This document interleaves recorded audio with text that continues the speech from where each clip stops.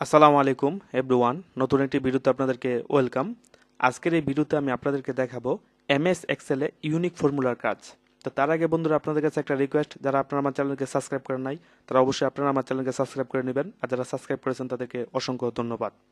তো বন্ধুরা দেখুন, স্ক্রিনের মধ্যে একটি টেবিল রয়েছে। এই টেবিলের মধ্যে কিন্তু একাধিক নাম কিন্তু রয়েছে। তো একটি নাম কিন্তু ঘুরিয়ে ফিরে কিন্তু এখানে একাধিকবার কিন্তু দেওয়া হয়েছে।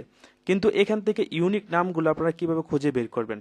তো তার জন্য প্রথমত আপনারা ইউনিক ফর্মুলাটাকে কল করবেন। তো আমি ইউনিক ফর্মুলাটাকে কল করলাম।